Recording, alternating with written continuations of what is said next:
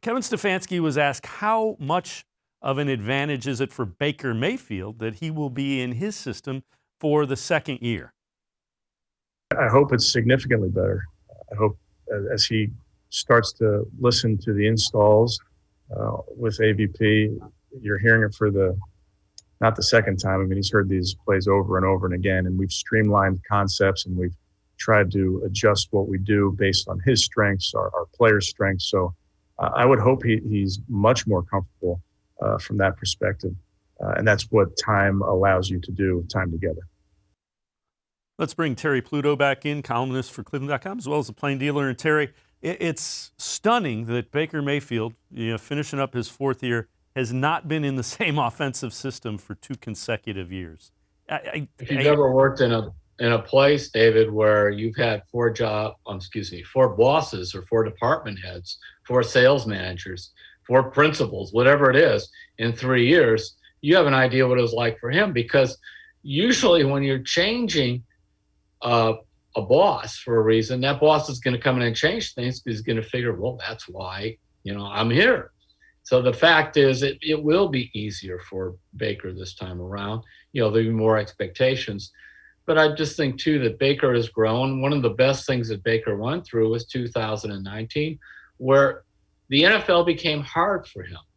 And I think that was the first time where he played football, where it was really hard, where he lost more games than he won.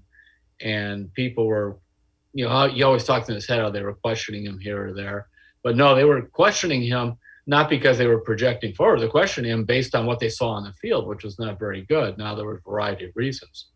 But there's, at the very least, I was talking to another AFC executive. He goes, at the very least, the Browns have a pretty good quarterback now. And they don't have to go looking for one.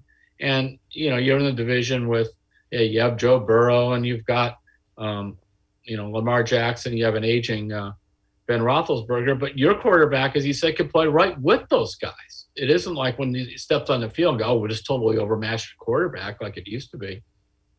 The other thing, think about just how quickly you have to process information as a quarterback. Mm-hmm. And if it's constantly changing terminology and where you're supposed to look and what you're supposed to do and how, it's almost like driving a new car every year and you have to make decisions based on, a moving blind spot, for lack of a better term. I'll argue it's even more than that. Suppose it's just they handed you a whole new computer, like it used to be a Mac, and now they're going to put you on Windows, and Windows changed this, and you go, why? Where do I even turn it on? And that's what it is. And then here comes something flashing on the screen, and all these things, and that's and you just think, my goodness. And they changed the format and the program. Well, it's the same thing for the quarterback, but the bottom line, too, is Baker has the ability to be a good quarterback, because you could have a guy who's really smart. He learns everything. And, the Browns have had some of those kind of guys. Cody Kessler was really smart. He learned everything, but he didn't have a very good arm. Brian Hoyer, squeezed every ounce of his physical ability he had.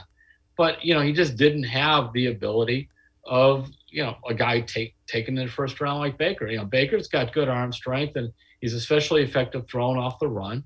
And by the way, we've hit on this theme a couple of times. He's durable. He's never missed a start. He played with a broken rib. He played with a thumb problem, but he's played.